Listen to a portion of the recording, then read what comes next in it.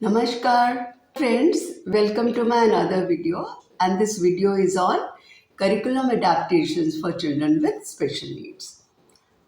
तो फ्रेंड्स हमने inclusive education पे काफ़ी बातें करी हैं in the past, and we also talked about what are the teaching strategies which can be used in inclusive classroom. और उसमें हमने ये भी देखा था the curriculum has to be flexible to meet the needs of all, right? तो आज हम ये बात करेंगे कि हम कैसे सब बच्चों को अपनी क्लास में अकोमोडेट कर सकते हैं और कौन कौन सी एडेप्टेशन यूज कर सकते हैं ताकि हर बच्चा करिकुलम को एक्सेस कर पाए। और टीचर की तो ये ड्यूटी है to teach all children, that is the main responsibility of a teacher. तो इसके लिए जो करिकुलम है बहुत फ्लेक्सिबल होना चाहिए, which can be accessed by all. तो करिकुलम एडॉप्टेशंस क्या होता है? It is basically involving differentiation to meet the needs of all children. तो जब मैं ये कहती हूँ कि to meet the needs of all children, इसका मतलब हमारे करिकुलम में फ्लेक्सिबिलिटी होनी चाहिए। और कहाँ कहाँ फ्लेक्सिबिलिटी होनी चाहिए? कंटेंट में फ्लेक्सिबिलिटी होनी चाहिए, टीचिंग प्रोसेस में फ्लेक्सिबिलिटी होनी चाहिए, असेसमेंट में फ्लेक्सिबिलिटी होनी चाहिए, इवैल्यूएशन में फ्लेक्सिबिलिटी होनी चाहिए, फिजिकल इन्वायरमेंट में फ्लेक्सिबिलिटी होनी चाहिए। उसको मॉडिफाई करना पड़ेगा ताकि हर बच्चा जो है सक्सेसफुल हो अपनी लर्निंग में। तो बेसिकली फ्रेंड्स, इन अडेप्टेशंस हम क्या करते हैं? हम बच्चे की नीड्स के हिसाब से असेसमेंट को, करिकुलम को, टीएलएम को और जो है टीचिंग स्ट्रैटेजीज को इस तरह से एडजस्ट करते हैं कि हमारा जो बच्चा है वो अपनी नीड के हिसाब से क्लास में अकोमोडेट हो जाए। Okay, so let us see what are the various adaptations we can use for various categories of disabilities or various categories of children with special needs. So let us start with visual impairment. So what are the curriculum adaptations we can use for children with visual impairment? Shall we start with visual impairment? तो हमने जब types of disabilities के बारे में बात करी थी तो आपने देखा था कि there are two categories of visual impairment.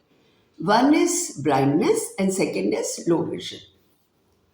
तो फ्रेंड्स, आप समझ सकते हैं कि intellectually there is no deficiency, right? So their intelligence is average और above average. So in both the cases, there is no significant modification which is required in the curricular content, right?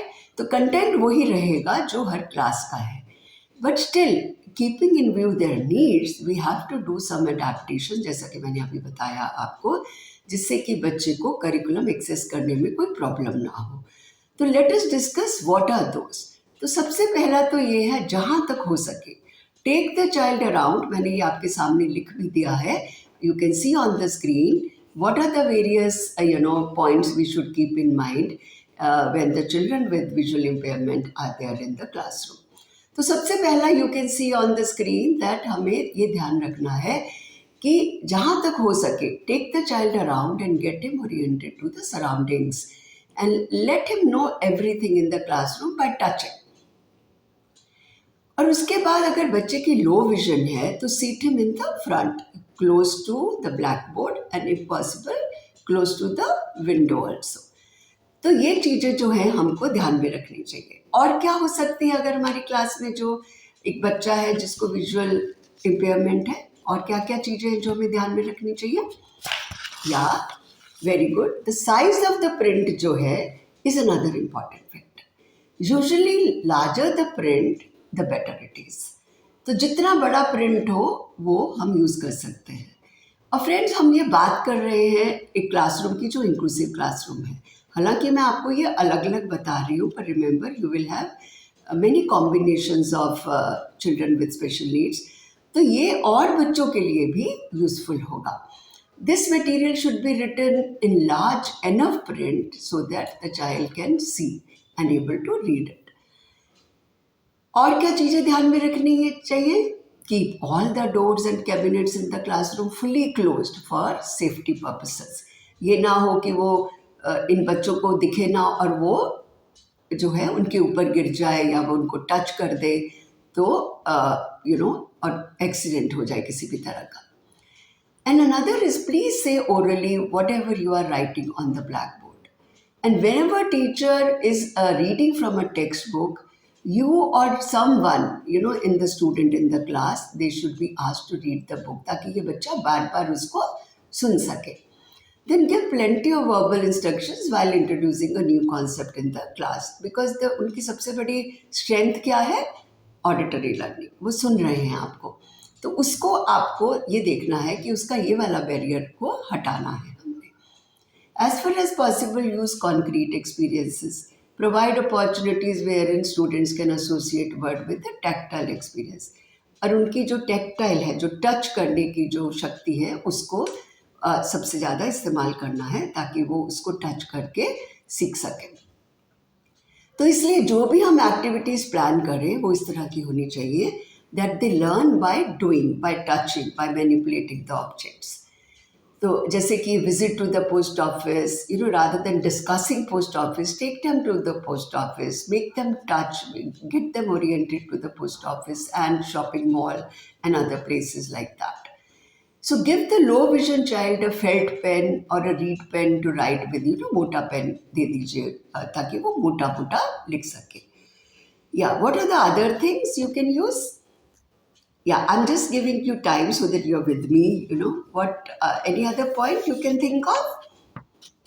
Yeah, there are some more points that, जब आप बच्चे को बुलाते हो, तो how should we, हम simply अपना काम शुरू कर देते हैं, तुम बताओ, बच्चे को समझ नहीं आ रहा होता मैम किसको पूछ रही है. तो जब भी आप कोई क्वेश्चन पूछते हो या इस वाले बच्चे को एड्रेस करते हो, तो you name and you also tell who you are. I am subject teacher, like I'm a social study teacher, and I'm going to talk about this topic today. And if you're asking a question, you say, Vikas, can you just get up and answer my question? So that this child also knows who is talking and who's answering the question. So always name the child when you address him. Next is persuade other students to give a copy of their notes or dictate them, either in a braille or in a, on their phone, whichever equipment is available to these children. Persuade other children also to interact socially with children with visual impairment. Persuade other children to accept these children as a friend, and encourage the children with visual impairment to participate in as many physical activities as possible so that they can make friends. Social interaction is easier and they learn from each other. You can make simple modifications so that they can participate in all the activities. Say, for example, you are playing in the playground and you say कि ये बच्चा तो देख ही नहीं सकता है, तो ये कैसे बॉल का गेम खेलेगा? You can. How? If you are playing with a ball, in the ball, put a bell or a whistle in the football. And the visually handicapped child can play with other children also, because he can, with the help of the sound, he can, feel or he can understand where the ball is coming from.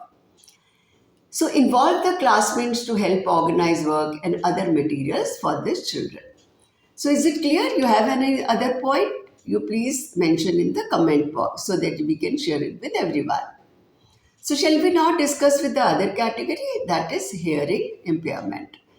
So let us see what are the various adaptations we should make in the content, in the TLM, in teaching strategies, in the environment to help these children to access the curriculum. So let us understand the adaptations made for children with hearing impairment. Number one is there should be no noise outside or inside the classroom.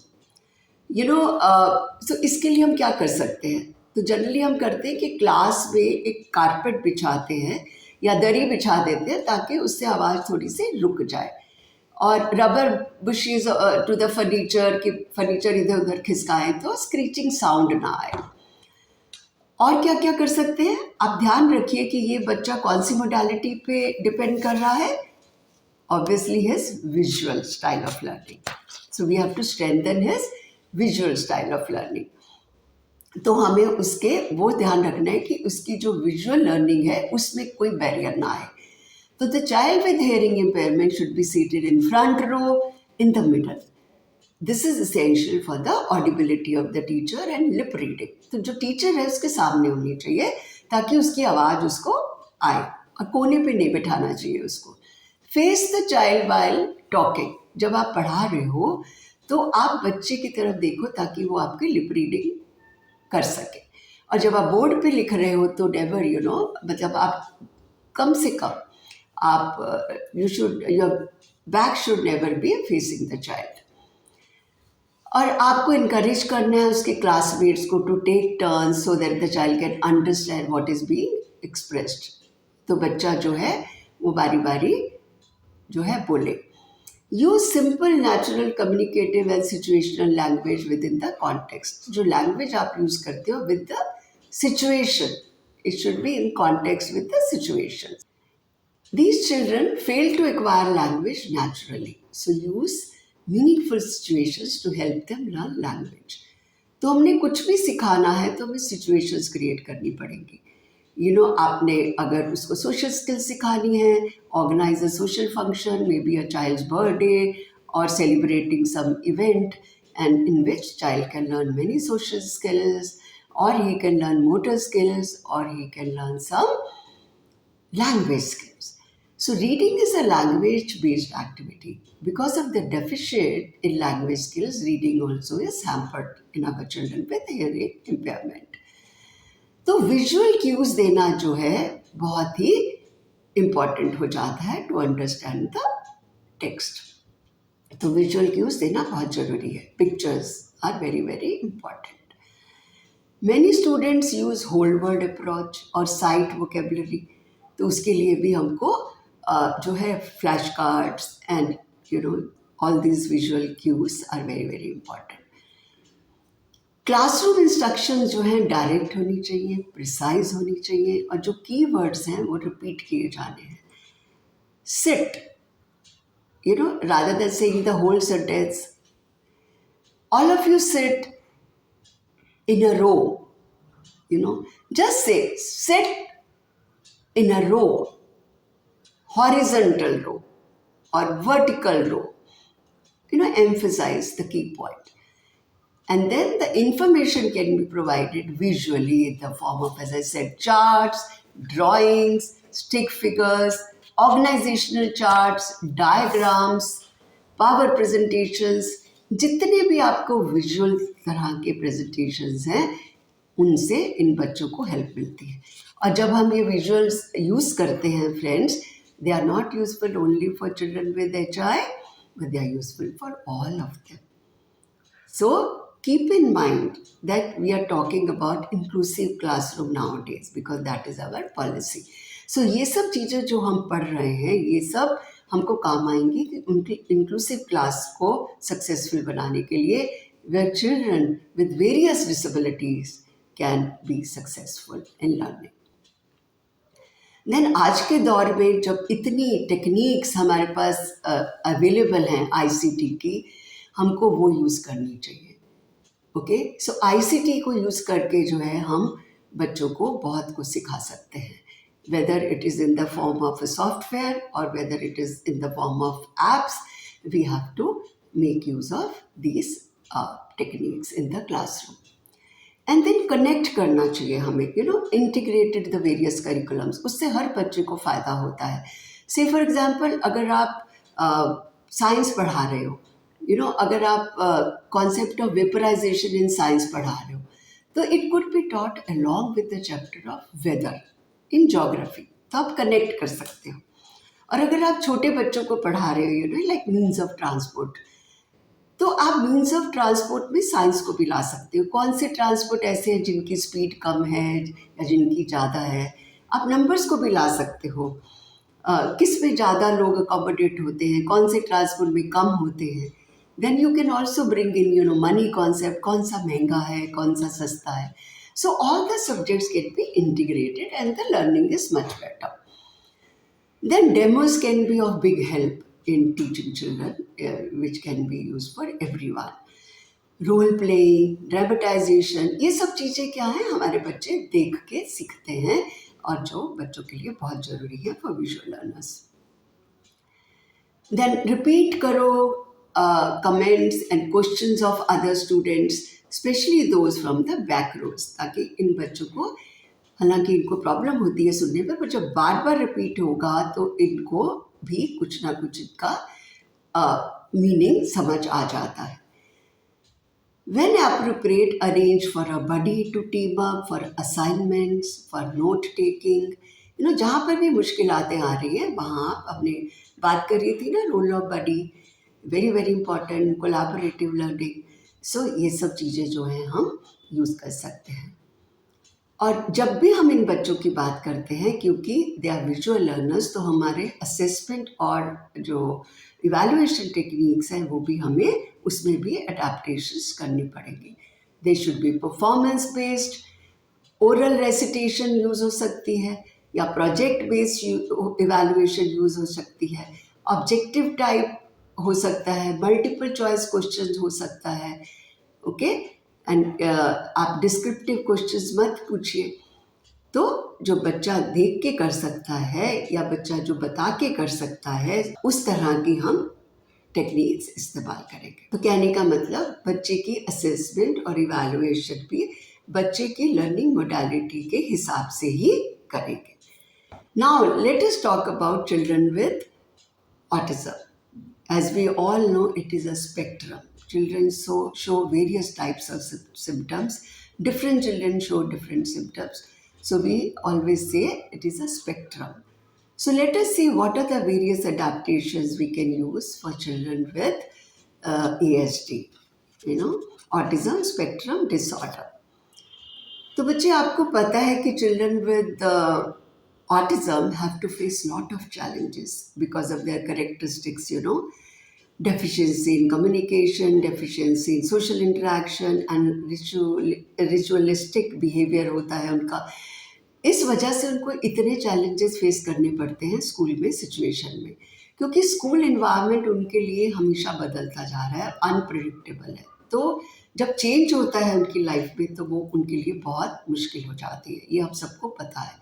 So they have to cope up with the changing stimuli all the time. और जो behavioral expectations हैं वो भी बदलती रहती हैं, from teacher to teacher, from period to period. एक teacher चाहती है कि आप इस तरह से बिहेव करो, क्राफ्ट टीचर चाहती है आप इस तरह से बिहेव करना है, स्पोर्ट क्लास में जाता है प्लेग्राउंड में तो उसकी एक्सपेक्टेशन बिल्कुल फ़र्क होती है. क्राफ्ट की टीचर आती है, उनसे कुछ एक्सपेक्टेशन होती है बच्चों से. अगर हमारी मैथ्स टीचर आती है, उसकी एक्सपेक्टेशन फ़र्क होती है. और फिर उसको सोशल इंक्लूजन करना पड़ता है, उसमें भी तरह तरह के, कभी एडल्ट्स हैं, कभी उसके अपने जैसे बच्चे हैं और कभी उसके तरह के बच्चे हैं, having different levels of autism. तो रूल्स जो हैं क्लास से बदलते जाते हैं, एक क्लास से दूसरी क्लास, प्लेग्राउंड से को करिकुलर क्लास में, चाहे वो क्राफ्ट की क्लास है, चाहे वो म्यूजिक क्लास है. तो ये सब में, और इसके साथ साथ don't forget they have academic challenges also. तो इतने सारे जब चेंजेस होते हैं तो हमारे ऑटिस्टिक बच्चों के साथ बहुत बड़े चैलेंजेस होते हैं. तो ये हमें बहुत ध्यान रखना पड़ेगा इन इंक्लूसिव क्लासरूम. तो हमें ये ध्यान रखना पड़ेगा कि उनको कम से कम चैलेंजेस फेस करने पड़े. जितने भी बैरियर्स उनके आते हैं वो हमें ध्यान रखना पड़ेगा वो ना आए या वो कम आए. तो कौन कौन से अकोमोडेशंस हम रख सकते हैं? सबसे पहले तो ये कि उनका सिटिंग अरेंजमेंट जो है वो टीचर के एकदम पास होना चाहिए, ताकि जो उनकी अटेंशन और उनका कंसंट्रेशन जो है बना रहे. Okay, avoid display on front and side walls to avoid distraction. ये हमारे बच्चे जो है बहुत जल्दी डिस्ट्रैक्ट हो जाते हैं, फ्रेंड्स, वी ऑल नो. तो कलरफुल डिस्प्ले बहुत सारा या बहुत सारी चीज़ें इकट्ठी हो जाए तो ये बच्चे बहुत डिस्ट्रैक्ट हो जाते हैं. तो we have to be very careful. तभी हम इनके इंडिविजुअल डेस्क बनाते हैं which are facing the walls.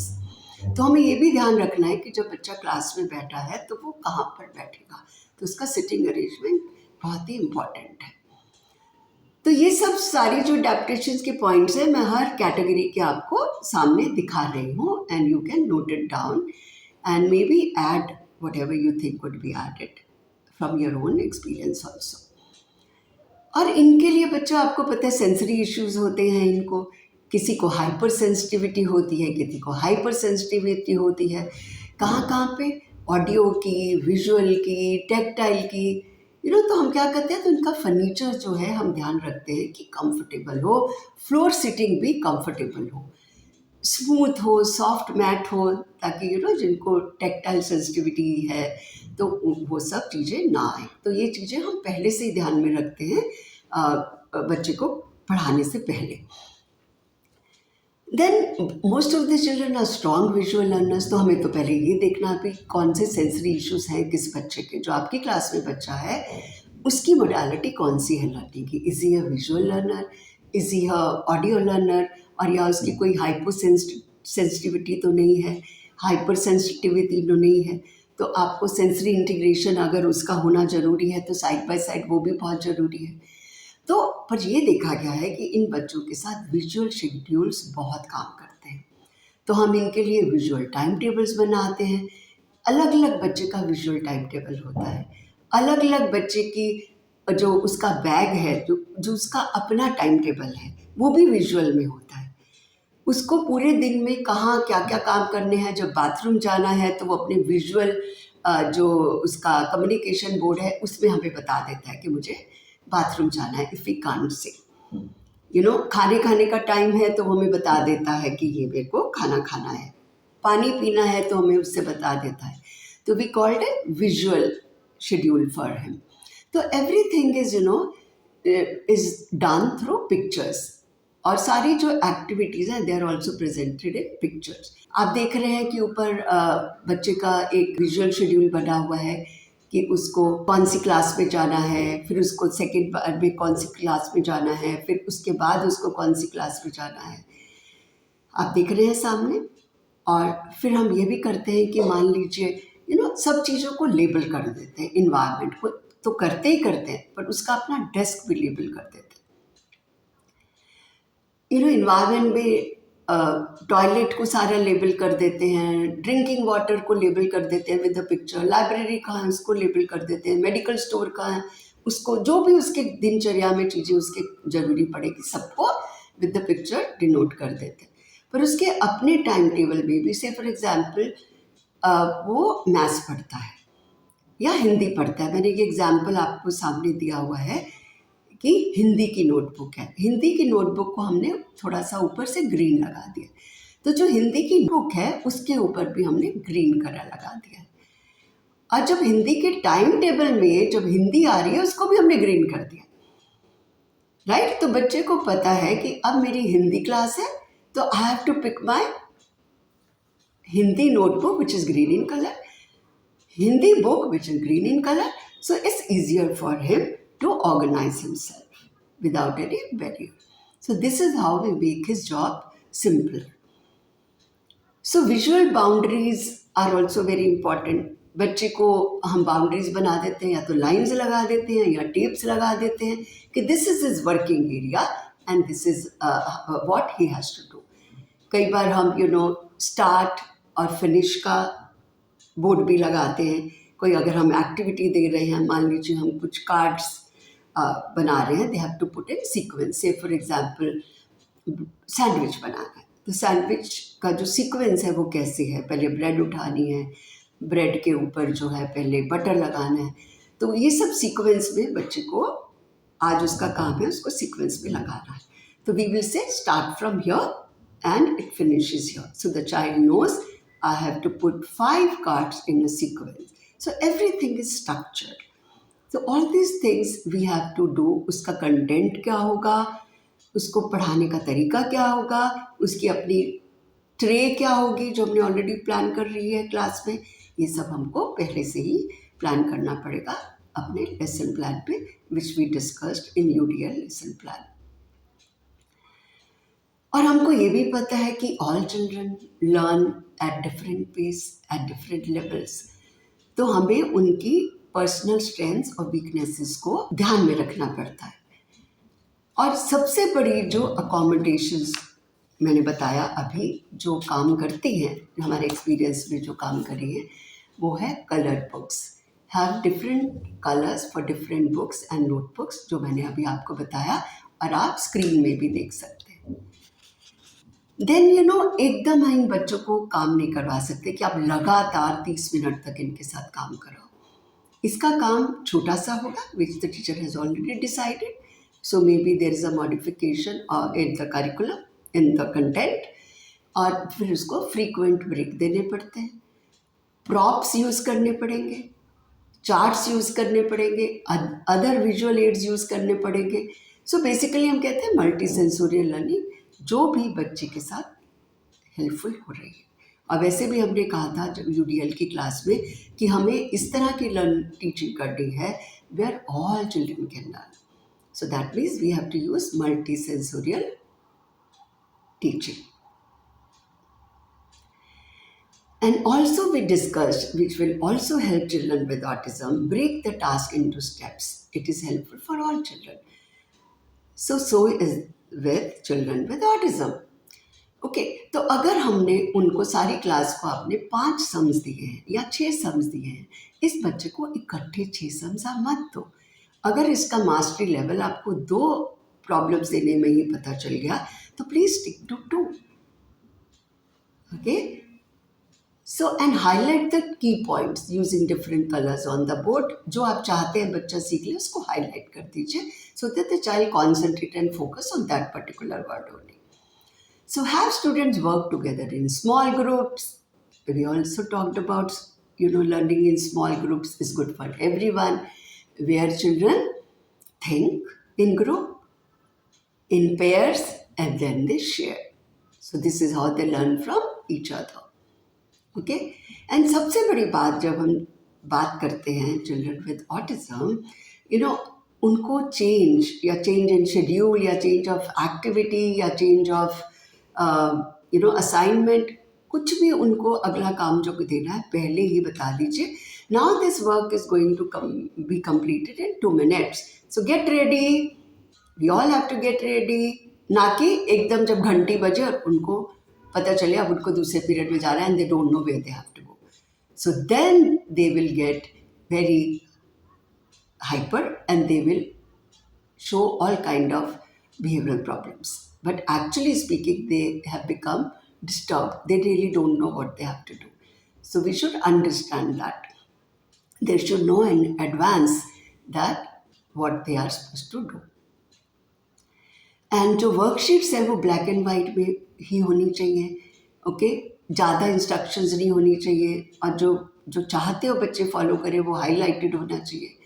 Graphic organisers जो हैं बहुत हेल्पफुल होते हैं इन बच्चों के लिए as a effective visual learning strategy. So you can use those. बच्चों, आप समझ रहे होंगे कि जितनी भी ये स्ट्रैटेजीज हैं they are useful for all children, but specifically for our children, and it will benefit all the children in the classroom, including the typical children. Having said that, जब इन्होंने बच्चों ने सीख लिया तो हम इसको इवैल्यूएशन कैसे करेंगे. इवैल्यूएशन में भी हमको अडेप्टेशंस करनी पड़ेंगे.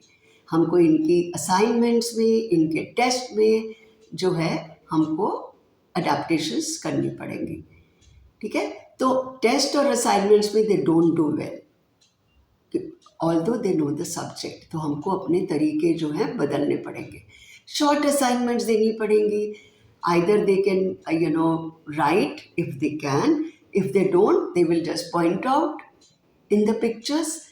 and also हमारा जो असाइनमेंट है वो बहुत छोटी करनी पड़ेगी.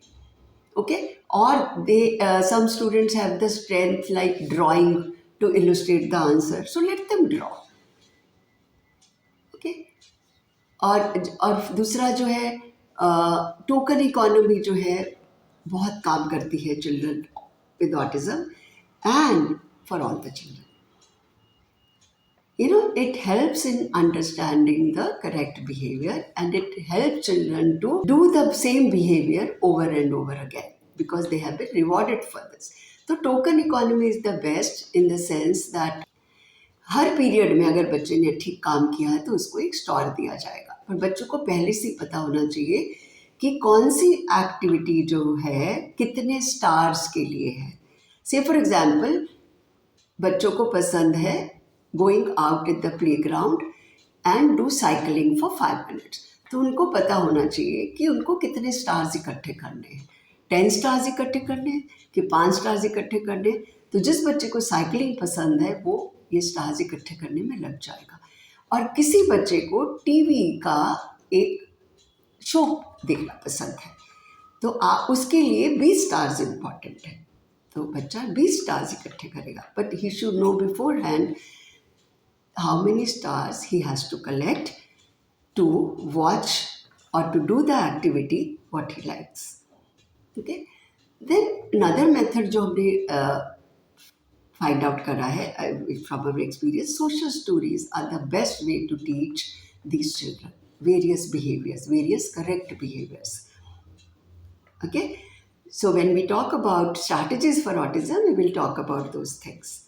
So let's now talk about children with intellectual disability. I think I have talked enough on this while talking about teaching strategies, but let us see, just to freshen up and also to revise, what are the various adaptations we can use for children with intellectual disability. Number one is that we all know these children are cognitively deficient. So they learn very slow. Whatever they learn, they forget very soon. So we have to teach one thing at a time as per the level of the children. Okay? So हमको ये ध्यान रखना है कि बच्चे का level कितना है and what is the outcome we are expecting, उसके हिसाब से हमको कंटेंट को सिलेक्ट करना है, उसी के हिसाब से हमको टीचिंग मेथड सिलेक्ट करना है।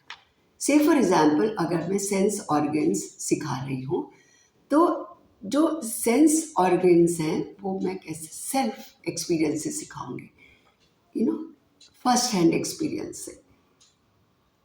सो concrete experiences are very very important. And दूसरी चीज़ है, for other children we assume कि रेडीनेस स्किल्स बच्चा सीख के स्कूल में आया होगा। से फॉर एग्जाम्पल अगर हम मैथ सिखाते हैं तो हम शुरू करते हैं गिनती से, अगर हम अल्फ़ाबेट सिखाना शुरू करते हैं तो हम ABC से शुरू करते हैं, क्योंकि हम ये मान के चलते हैं कि हर बच्चा जो है differentiation in quantities, differentiation in sizes, in other words visual discrimination, auditory discrimination, sequencing and all this skills बच्चा जो है सीख के आया है पहले से। But that's not the case with children with IT, intellectual disability. तो हमें ये ध्यान रखना है कि is my child ready to learn the skill I'm trying to teach in the classroom? If not, make sure that he's ready. Okay? तो ये नहीं कि क्योंकि आप पहली क्लास में पढ़ा रहे हो गिनती शुरू करा दी, अरे मेरे वाले ये बच्चे को तो 1-to-1 कॉरेस्पॉन्डेंस नहीं आती थी, वो सीख के नहीं आया था, और वो रोट तो बहुत जल्दी सीख गया क्योंकि आपने सिखा दिया, 1 से 20 तक गिनती फटाफट कर दी और आप कहते हो वो तो 100 तक सीख गया। But when you asked A meaningful counting कि कितने बच्चे बैठे हैं क्लास में ताकि मैं उतने कप चाय के मंगा लूँ आप सबके लिए, तो बच्चा वो काउंट नहीं करता है ठीक, because he had not learn 1-to-1 concept. तो ये सब बड़ा ज़रूरी है ध्यान रखना टीचर के लिए कि मेरे बच्चे का लेवल क्या है और रेडीनेस स्किल्स कहाँ तक पहुँची है। तो जैसा मैंने बताया इनके लिए concrete experiences are much better, okay, and then from gradually go from concrete to abstract, semi abstract and then to abstract, और present the task in small steps using task analysis, use various kind of prompts, because हमारा मकसद ये होता है the child should be successful. Multisensorial experiences we have already talked about, or teachers should follow the principles of learning, go from simple to complex. आपने अपने सब जगह पढ़ा होगा, from whole to parts, known to unknown, मैंने पहले भी ये सब बातें बताई हुई हैं। इसके अलावा मैं हमेशा कहती हूँ our children enjoy activities such as art and craft, music, drama, dance, activities, games. Why not teach the concept through these activities? तो जिसमें जो मैंने अपनी प्ले फन एंड लर्न किताब लिखी है, that can be very handy to teach our children. So the concepts can be taught through playway method to our children because they like to play, and their interest can be sustained, their attention can be sustained, and our goal are achieved. And proper sequence में जो है बच्चों को training देनी चाहिए. Okay, we should help them develop problem solving skills, critical skills, and other life skills through stories, maybe, and through role playing, through drama, so that they can live their life independently. So, structure is the key. We have to plan everything, and that's what we discussed in UDL also, planning beforehand. Give assignments which are relevant in life. Rather than giving 20 sums, of single digit addition, ask them sums like, mom gave you 3 apples and your brother also gave you 3 apples. So how many apples do you have in all? आपके पास 3 पेंसिलें already थी, आपको birthday में 3 pencils और मिल गई, तो आपके पास कितनी pencils हो गई? So like that. So these things can be helpful in their day-to-day life also. Then peers can be persuaded to help.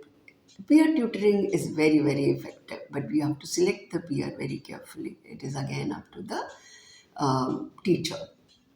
Appropriate rewards. We have talked at length regarding rewards. Very important to make the behavior reoccur again. The desirable behavior, of course. So adaptations पढ़ाने में तो करनी है. Again, we have to make adaptations in assessment and evaluation. So the flexibility to choose answer either by pointing or by picking up the card or by arranging the cards in sequence, or whichever way the child is responding to you can be used as method of evaluation. Yeah. Adaptation we have talked about. और कुछ बच्चे ऐसे हैं जो किताबें नहीं पढ़ पाएंगे, children with ID, other children who come in the category of IDD. तो हमें उनको इवैल्यूएट करना on their functional academics, functional abilities which are important in running their day-to-day life. So friends, after having discussion on all these adaptations, what do you think? Can we have the same standard for everyone? No. So there are no set formula for adaptations, for adapting teaching strategies for children with special needs. Children are unique and they may pose unique challenges for the teacher. So teacher has to devise a strategy keeping in mind her learners learning style, her learners needs, her learner's ability. So the basic responsibility lies with the teacher. So friends, we have a great role to play. So we'll continue with these in the next videos, and we will become a very successful teachers for inclusive classroom. Namaskar. I'll meet you in the next video soon.